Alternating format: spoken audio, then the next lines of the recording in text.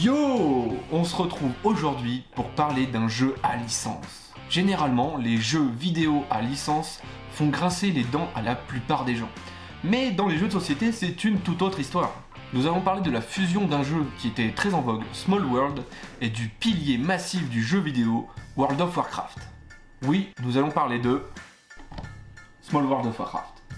Small World of Warcraft est un jeu de conquête de 2 à 5 joueurs pour 10 ans et plus et des parties de 40 à 80 minutes, où nous prendrons le contrôle des armées de la Horde et des armées de l'Alliance, pour se tataner joyeusement la gueule. Mais trêve de bavardage, passons sur les plateaux pour voir ce que ces îles nous réservent.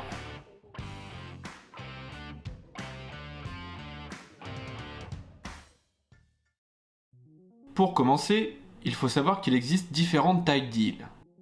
S pour petit, M pour moyen et L pour grand. Il vous faudra choisir les plateaux sur lesquels vous jouerez en fonction du nombre de joueurs. À 2 joueurs, vous prendrez donc un grand plateau et un petit.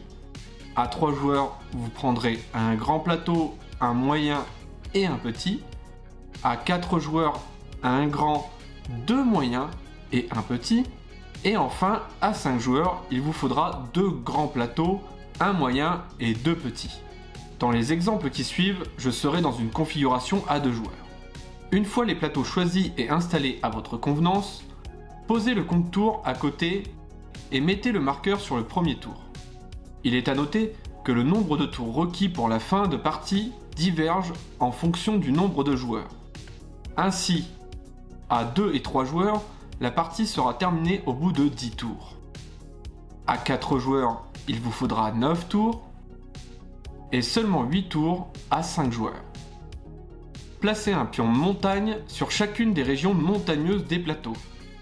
Ensuite, mélangez les artefacts et lieux légendaires et tirez-en aléatoirement autant qu'il y a d'îles en jeu. Et placez-en un dans chaque région comportant une lettre, S, M ou L.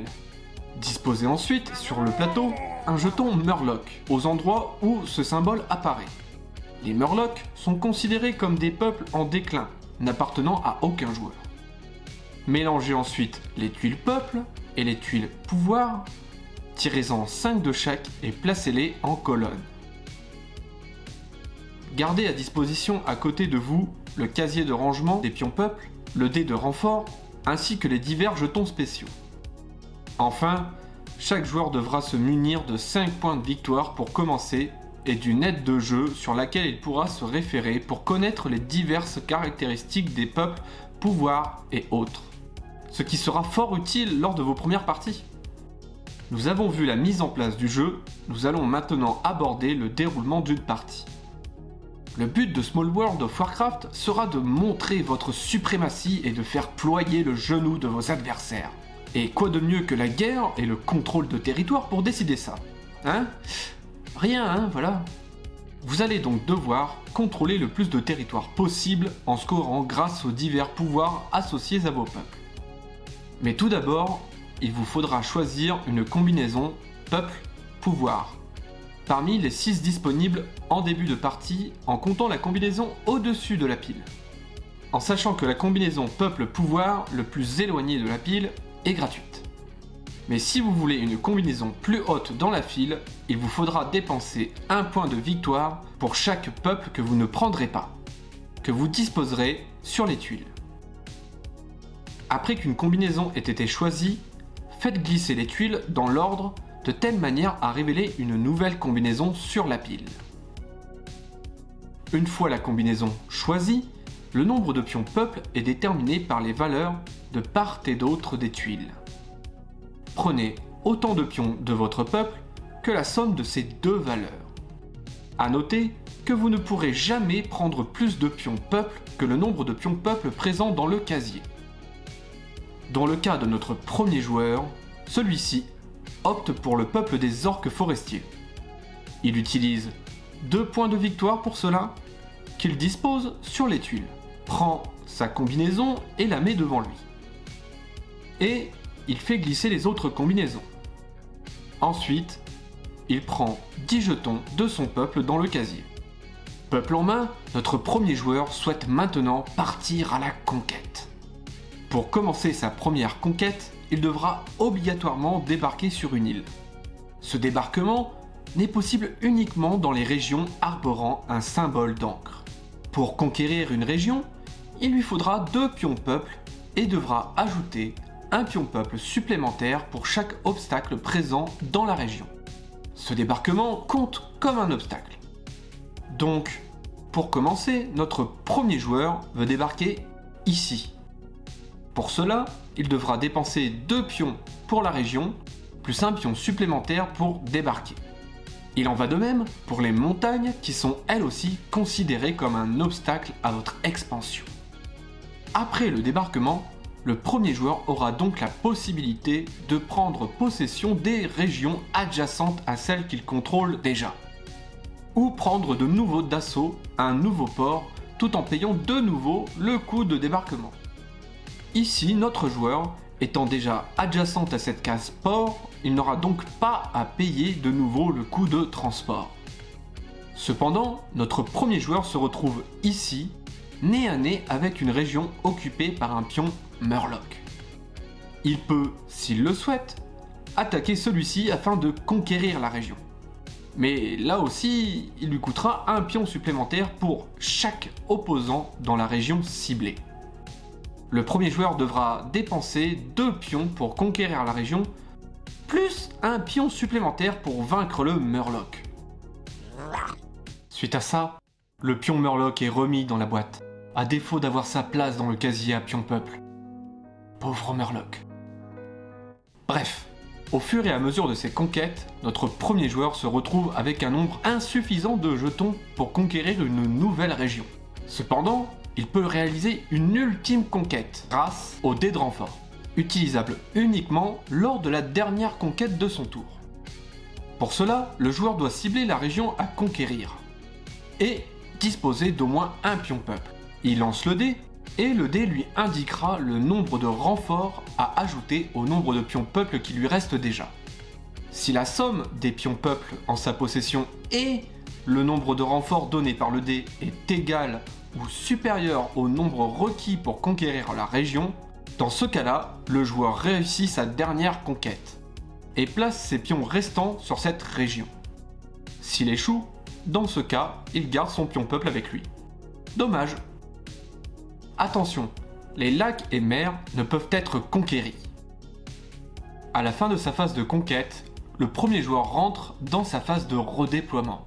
Il pourra donc reprendre ses pions peuple en laissant qu'un seul pion dans chaque région et répartir tous les pions peuple ainsi obtenus sur les régions qu'il occupe déjà, afin de renforcer certaines positions stratégiques. Ici, notre premier joueur décide de renforcer les ports de débarquement pour ne pas être ennuyé par les autres joueurs. Un joueur peut, s'il le veut, vider entièrement une région de ses pions. Cependant, cela veut dire que la région n'est plus sous son contrôle, et donc aucun pion ne peut être redéployé sur celle-ci. Lorsque le joueur a réparti ses pions peuple à sa convenance, il peut enfin compter ses points. Pour compter ses points, le joueur devra tout d'abord compter le nombre de régions sous son contrôle, c'est-à-dire les régions où au moins un de ses pions est présent, mais aussi les points qu'il pourrait scorer grâce à son pouvoir ou les artefacts et lieux légendaires sous son contrôle, que nous verrons un peu plus tard. Ici, le premier joueur contrôle 4 régions. Il score donc 4 points de victoire. De plus, pour chaque forêt en sa possession, cela devrait lui ajouter 1 point de victoire supplémentaire. Présentement, il en contrôle 2. Il score alors 2 points supplémentaires. Pour un total donc de 6 points ce tour-ci. Suite à ça, c'est au joueur suivant de prendre la main. Le second joueur commence son tour et décide de prendre les Draenei fermiers, et paye 2 points de victoire pour cela. Pour sa première conquête, il décide donc de commencer ici. Il paye donc 2 pions peuple pour la conquête et 1 pion pour son débarquement. Ensuite, le second joueur décide de conquérir cette région où se trouve un artefact ou un lieu légendaire. Il paye donc 3 pions peuple pour cela. Après avoir conquis la région, il retourne le jeton et prend possession de celui-ci. Il acquiert Deuil Givre, qui lui permet une fois par tour de réduire une conquête de 2 pions peuple. Il existe 2 types de jetons de ce genre, reconnaissables par le logo de bourse en haut à gauche ou de Panthéon en bas à droite. Les premiers sont des artefacts. Ils vous permettent d'effectuer une action spéciale ou d'améliorer vos conquêtes, mais doivent obligatoirement être placés à l'endroit où ils sont utilisés. Les seconds sont des lieux légendaires. Ils vous accorderont aussi divers bonus, mais contrairement aux artefacts, ils ne bougeront pas de l'endroit où ils ont été découverts, sauf indication contraire. Si un joueur venait à capturer une région adverse où se trouvait un artefact ou un lieu légendaire, celui-ci changerait de propriétaire. D'ailleurs, voici que le second joueur décide de s'attaquer au premier joueur. Il devra donc payer 2 pions peuple pour conquérir la région, plus autant de pions que le nombre de défenseurs présents dans la région, c'est-à-dire 3 pions supplémentaires. Cependant, le second joueur utilise Deuil Givre, ce qui réduit cette conquête de 2 pions. Il dépense donc au total 3 pions peuple, et pose l'artefact à l'endroit où il l'a utilisé. La conquête réussie, le défenseur, en l'occurrence notre premier joueur, reprend ses pions et doit remettre un pion peuple dans le casier, même si cela devait être son seul pion peuple présent dans la région, et devra, à la fin du tour, redéployer les unités restantes dans les régions qu'il contrôle. Dans le cas où le joueur ne contrôlait aucune région, il aurait dû les garder en main pour son prochain tour. L'Alliance et la Horde se livrent une guerre sans merci. Si vous réussissez à bouter hors d'une région un peuple d'une faction et que vous appartenez justement à la faction adverse, cette attaque réussie vous rapportera 1 point de victoire. Néanmoins, il existe des peuples n'appartenant ni à la Horde, ni à l'Alliance. Ces peuples ne pourront donc pas bénéficier de ce bonus. Voilà, notre second joueur a terminé son tour et score au total 6 points de victoire en comptant le bonus de faction. Nous pouvons donc passer de nouveau au tour du premier joueur. De retour au premier joueur, celui-ci aura le choix entre 2 options. Continuer sa conquête. Le premier joueur reprendra donc tous ses pions, à l'exception d'un sur chacune de ses régions, comme à la phase de redéploiement. Mais les utilisera pour continuer son expansion. Ou alors, si le joueur pense que son peuple ne pourra plus s'étendre et prospérer, il peut passer son peuple en déclin. Dans ce cas-ci, il devra retirer tous les pions à l'exception d'un sur chacune de ses régions qu'il contrôle et retourner tous les pions restants en jeu sur leur côté déclin. Il ne pourra plus jouer ce peuple. Il remet donc les pions peuple dans le casier. Retourne sa tuile peuple sur sa phase grisâtre, ainsi que sa tuile pouvoir, si celle-ci persiste après le déclin. Sinon, elle est défaussée. Enfin, le joueur compte ses points et passe son tour. Il pourra seulement, à son prochain tour, choisir un nouveau peuple et repartir à la conquête immédiatement. Lors du décompte des points, il devra compter les territoires contrôlés par son peuple actif, mais aussi ceux contrôlés par son peuple en déclin. Chaque joueur ne peut avoir qu'un seul peuple actif et un seul peuple en déclin à la fois. Si un joueur devait passer une seconde fois en déclin, il devrait alors défausser le plus ancien peuple en déclin avant de pouvoir retourner sa tuile peuple.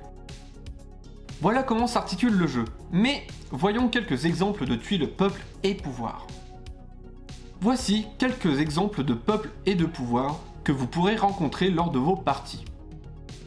Les nains ont la capacité de conquérir une région montagneuse avec 2 pions peuple de moins, avec une limite d'au moins 1 pion peuple dépensé. Les orques gagneront 1 point de victoire supplémentaire pour une conquête contre la faction de l'Alliance, cumulable avec le bonus de faction de base. Il gagnera donc pas 1 point de victoire, mais 2 pour avoir réussi une conquête contre l'Alliance. Les Nagas peuvent, contrairement aux autres peuples, contrôler les lacs, et peuvent d'ailleurs effectuer leur première conquête à partir de ces endroits, sans subir le coup de débarquement. En déclin, les pions Nagas présents dans les lacs restent. Passons maintenant aux effets des pouvoirs. Et leur champion permet au peuple de compter dans ses rangs un puissant champion qui viendra terrasser tous ses adversaires. Pour cela, il aura un pion supplémentaire, un pion champion, qui lui permettra une fois par tour de conquérir automatiquement une région, quel que soit le nombre de pions peuple en défense. Il sera ensuite posé sur la région conquise par ce moyen et ne comptera que pour un pion peuple en défense. Si la région où est présent le champion est conquise, aucun pion peuple n'est défaussé. Cependant, le champion est capturé par l'ennemi. Et le joueur devra payer immédiatement un point de victoire s'il veut le récupérer. Pêcheur permet au peuple de scorer un point de victoire pour chaque région contrôlée adjacente à un lac. Quant à retrancher, le peuple possédant ce pouvoir devra prendre tous les jetons forts à côté de lui et pourra déployer un jeton fort sur chacune de ces régions contrôlées. Ces jetons forts ont une valeur en défense d'un pion supplémentaire. Si une conquête est réussie dans une région comportant un fort, c'est le fort qui est défaussé à la place d'un pion peuple. Ce pouvoir persiste même après le passage en déclin. Pour le reste, n'oubliez pas de regarder l'aide de jeu si vous ne connaissez pas l'effet d'un peuple ou d'un pouvoir. La fin de partie est proche, voyons maintenant comment départager les joueurs. Quand le marqueur compte tours arrivera au nombre de tours requis pour terminer la partie, cela signifie que la partie s'achève après cet ultime tour. Les joueurs devront alors retourner tous les jetons de victoire qui étaient disposés face cachée auparavant et tout simplement compter leurs points de victoire. Si une égalité persiste, c'est le joueur ayant le plus de régions contrôlées sur les plateaux, y compris avec le peuple en déclin, qui gagne. Il existe néanmoins une variante en équipe. Et oui, il existe une variante où la Horde et l'Alliance sont au cœur du conflit. La fameuse bataille pour Azeroth. Jouable de 2 à 5 joueurs aussi, où chaque groupe pourra uniquement choisir les peuples parmi la faction à laquelle il est associé. Tout d'abord, il faudra répartir les équipes. En effet, pour les parties à 2 et 4 joueurs, cela nous fera des équipes de 1 à 2 joueurs pour l'Alliance, et une autre équipe de 1 à 2 joueurs, mais cette fois-ci pour la Horde. Pour les parties de 3 et 5 joueurs, nous répartirons les équipes comme les parties de 2 et 4 joueurs, en ajoutant une personne qui jouera solo et incarnera quant à lui uniquement les peuples neutres. De plus, ce type de partie nécessite une disposition particulière autour de la table. Pour que chaque équipe puisse jouer leur tour équitablement, les joueurs devront alterner entre un joueur de l'Alliance et un joueur de la Horde, et le joueur neutre s'il y en a un. La disposition des combinaisons sera un peu différente des parties classiques. Il vous faudra séparer les tuiles peuple en 3 groupes. Les tuiles de la Horde, celles de l'Alliance et les neutres. Mélangez-les et placez-les en colonne de telle manière à avoir 4 choix possibles en comptant la pile pour chaque faction. Pour les pouvoirs, faites de même, mais ne disposez qu'une seule colonne en face des tuiles peuple. Ainsi, un peuple de chaque faction sera associé seulement aux pouvoirs présents sur la même ligne. Ici, le peuple des taurennes, celui des gnomes et les kobolds pourront être navigateurs. Dans le cas du joueur neutre, celui-ci ne dispose qu'au total de 4 tuiles peuple, ce qui est peu. Si un ancien peuple en déclin venait à être défaussé, remettez-le sous la pile de la faction à laquelle il appartient. Ou faites-le glisser jusqu'au premier emplacement disponible dans la file, si la pile est réduite, comme c'est le cas pour la faction neutre. Pour choisir un peuple plus haut dans la file, il vous faudra aussi payer un point de victoire par peuple rejeté, mais cette fois-ci, au lieu de les disposer sur les tuiles, remettez-les dans la réserve générale. Quand vous choisissez un peuple de votre faction, prenez la tuile peuple, mais aussi la tuile pouvoir sur la même ligne, et faites glisser pour remplir les espaces vides. Ainsi, les gnomes et les kobolds ne sont plus navigateurs, mais pourront devenir maîtres de guerre. Ce qui rajoute une dimension stratégique à vos choix. Quant à la partie, elle se déroulera normalement. Mais n'oubliez pas que cette fois-ci, vous jouez en équipe. Évitez donc de conquérir les régions contrôlées par votre coéquipier. Enfin, pour déterminer la faction gagnante, vous devrez prendre en considération uniquement le joueur qui a le moins de points dans votre équipe. Pensez donc esprit d'équipe pour ne pas perdre.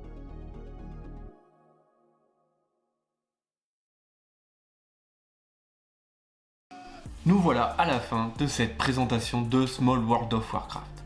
Small World of Warcraft est un jeu, contrairement à ce que les règles peuvent laisser penser, facile à appréhender et fluide, à partir du moment où on a notre objectif bien en tête et qu'on ne souffre pas d'analysis paralysis. Le jeu est un parfait compromis entre la licence Small World et l'univers de World of Warcraft, ce qui ne fera que ravir les fans des deux licences. Concernant la boîte, il y a des emplacements pour tous les jetons, mais il est fortement conseillé de garder les punchboards et de les placer sous le thermo, tout en faisant extrêmement attention à celui-ci qui est très fragile. Je vous conseille de stocker vos points de victoire dans des petits sachets plastiques au lieu des emplacements prévus à cet effet, et de toujours poser le jeu à plat et non sur la tranche pour ne pas retrouver le champ de bataille dans votre boîte. Voilà pour la conclusion. Donc n'hésitez pas à liker si vous avez aimé, à vous abonner si c'est pas déjà fait, à mettre la cloche pour ne rien rater et à checker les réseaux sociaux pour être toujours au courant de tout. Et sur ce, je vous dis à bientôt. Tchuss!